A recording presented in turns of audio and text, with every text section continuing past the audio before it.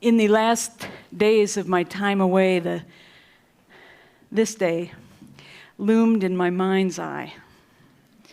I began to see your faces. Some I knew would be new to me.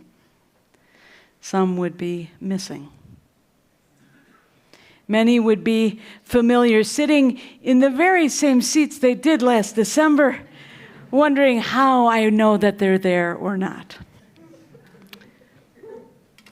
It was gentle joy. And it was also the familiar terror of the blank page. Even after a week or two away, facing the screen, that still small voice in me, generally helpful and loving, grows loud and raspy and rude, demanding, "Who does this for a living? And why?" And as current events thrummed in the white noise in my mind, again I could see your faces. Many of you I knew would be worried. Many would wear the strain of being federal workers whose jobs hung in the balance. Others whose jobs in education, science, and healthcare were reshaped by new policy and threatened by grants that were being cut. Still others of you I knew would be guarded, undone, and terrified that all of your growing and becoming and blooming to claim the fullness of your sacred self and all of your beautiful identities was again being told some of those identities are wrong and never existed.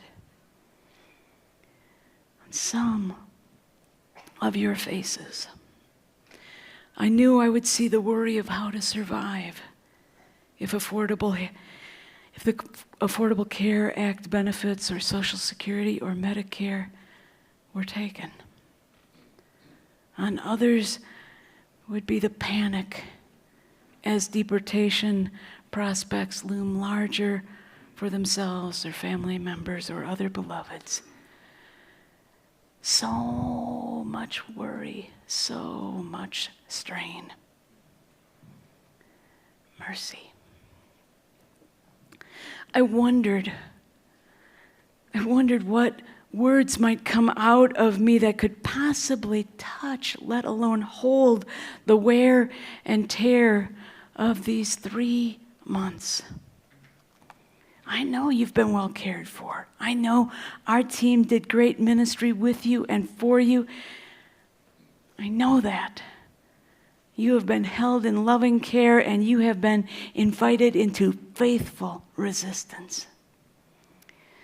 And yet, and still, this day was marked as the one in which I would again add my ministry to the mix to be with you in the uncertainty and the weariness, kindling our flame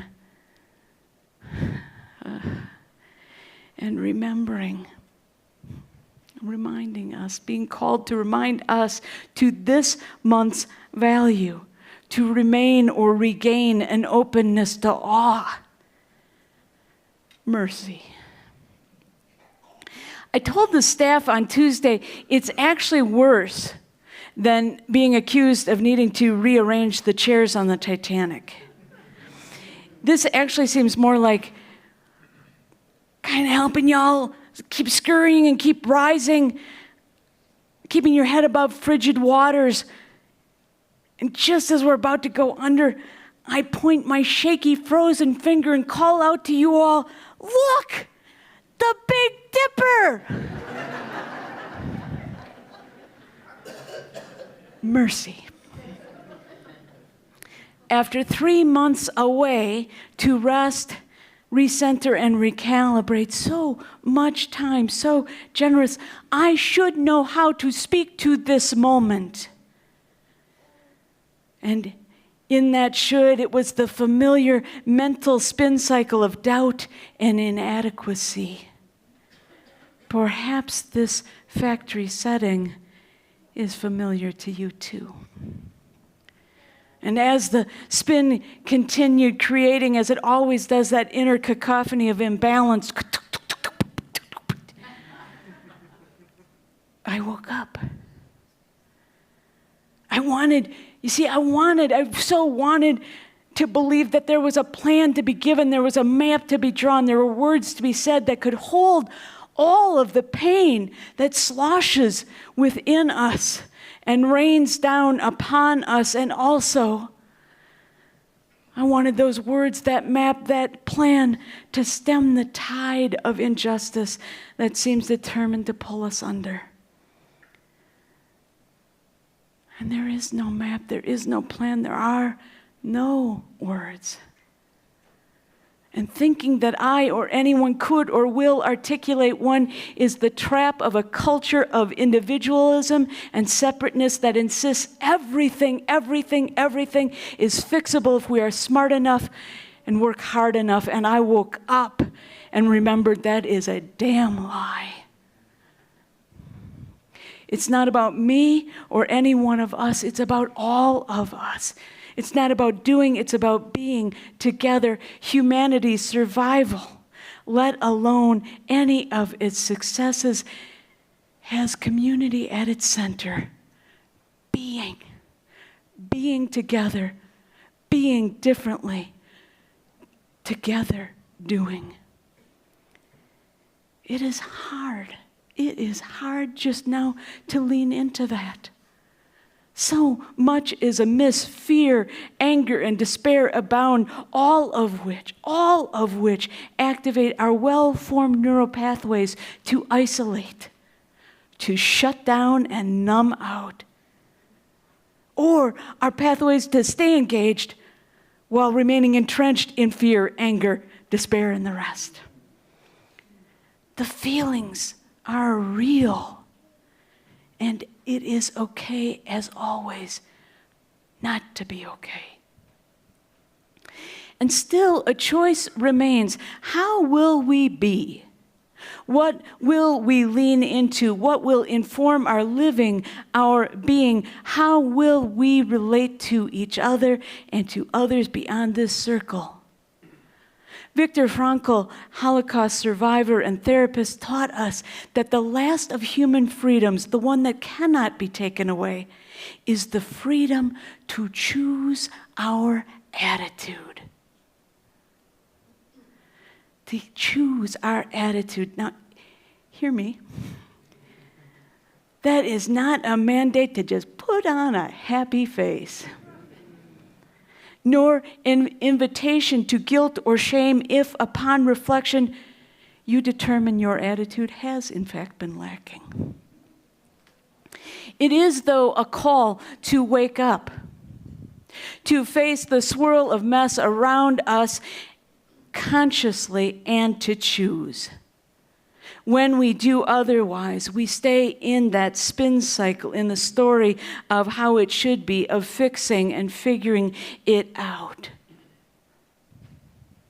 Joanna Macy, Buddhist author and teacher, helps me in this moment, and I hope she does you too. She says there are really 3 stories going on all at the same time. The first she labels as business as usual. It's the one that says economic growth will always be happening, that industry is the point, that any personal power we have is based on our ability to make purchases. It is the story of conquest and achievement. And so any disasters, whether they're fire or wind or hurricanes or disease, any of them are seen as temporary disruptions from which we will surely recover and triumph. We're so steeped in this story, we don't even think it might be abnormal, and we don't even notice how many policies and behavior are so resourced to protect it. The second story, still also among us, is the great unraveling, and we know this one too. It's the folks among us who name that the world is not just falling apart, it's being torn apart by ecological and social forces. That disasters are more frequent and they most often hit people who have been pushed to the margins. There's a clear naming that we will not survive business as usual. And then there's this third story, which comes with music, which is cool. And it's called the Great Turning. It's a paradigm shift. It's a choice to live differently, to embrace a wholeness of a forgotten time or a time yet to come. It is, as lawyer and activist author Sherry Mitchell describes, as healing, where we know that oneness is not sameness. Oneness is not sameness. It is a transcendence of our differences and the weaving of our diverse expressions into a tapestry that is harmonized and aligned with a common purpose.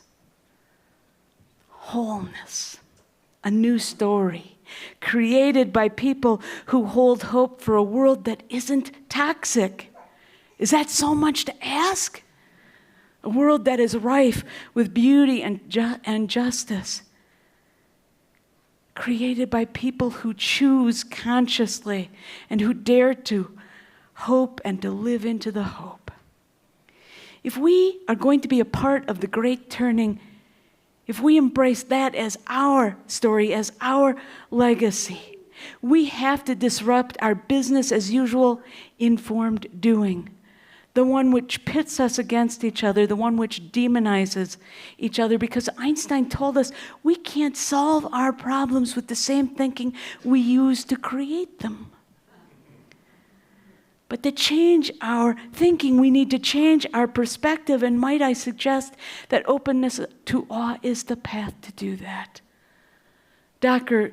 Keltner is a professor of psychology and a researcher at UC Berkeley. And he tells us through much research that we are hardwired for awe. We actually need to experience it as humans. Awe, that feeling of being in the presence of something vast that transcends your current understanding of the world.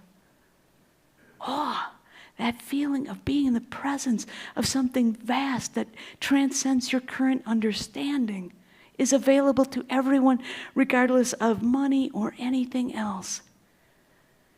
Now, Keltner, being a researcher, he labels 8 different kinds. We don't have to know that because most of them you're going to guess. It's life and death. It's music and art. It's nature. It's the effervescence of being a part of a collective experience. It's spiritual and religious experience. It's visual design that inspire us. It's epiphanies. All of these can leave us slack-jawed and open to something else. They're likely familiar to you, but the one that blew me away that I didn't think of, the one missing, is moral beauty. Moral beauty. And in fact, in study after study across the world, it turns out that nothing moves us humans like moral beauty. Seeing others demonstrate kindness, courage, and strength triggers in us oxytocin, a hormone that rewards social behavior. This, I suggest to you, is why we have been and remain so moved by Dr. King and Rosa Parks and others of days past, or why we are now moved by folks like Yamile Toussaint, one of the few black women engineers in the MIT program who now uses dance to introduce kids to STEM. Or Ron Davis Alvarez, who uses his love of music to help immigrants and refugees build new lives. We are in awe of their imagination, of their courage, their strength, their kindness. We see in them a desire, a hope to be and to create that great turning. They embrace our original wholeness, our birthright. Now, we might like to think, oh, well, they're different than we are. They're just made of different stock, but I don't think they are. You see, Buddhist teacher and author Jack Kornfield reminds us that so many scriptures, Buddhist texts, begin with this phrase, listen, oh, nobly born. Oh, nobly born, oh, you who are the children of the awakened ones, do not forget who you really are. Do not forget your true nature. They begin that way to remind everyone that each of us was born with a basic goodness, a heart of compassion. And in our Unitarian Universalist tradition, we affirm that same thing. Everyone is worthy, loved, and lovable for who they are, not in spite of it, no matter what they have been told, how often, or by whom. But it is one thing to be reminded of this, and quite another to live into it. Awe and remaining open to awe, making time for awe, is to me an essential part of the return.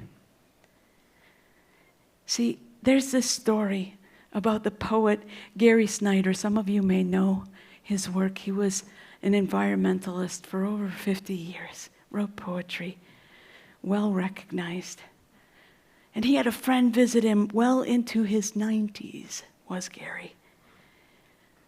And the friend said, "Gary, I'm looking for some advice.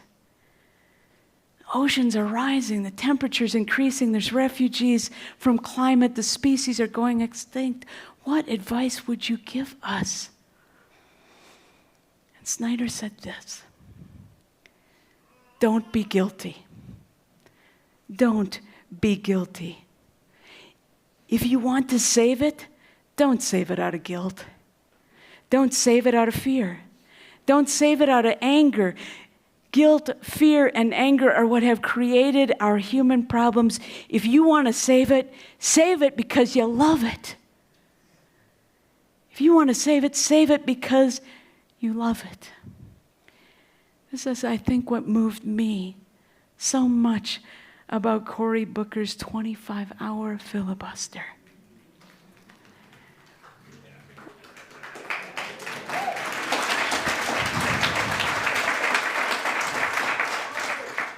Was he courageous? Oh, absolutely. Did he speak in kindness? Yes, he did. Was he strong? Whoo-hoo. But what motivated his action was not hatred. It was not the preservation of an old story. It was not guilt or anger or fear. It was love. It was the love of a constitution which, though steeped in a time and language that counted him at one point as 3/5 of a human, its evolution and interpretation came to benefit him. And he cites it as the thing that saved his life. If you want to save it, love it.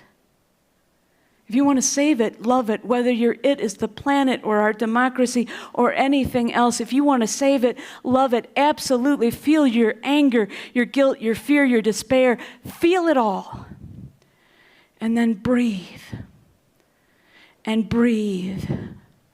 And breathe. And connect to others. Make space for awe wherever you find it. And remember, Valerie Kaur told us not so very long ago, this is the darkness of the womb, not the tomb. We ain't dead yet.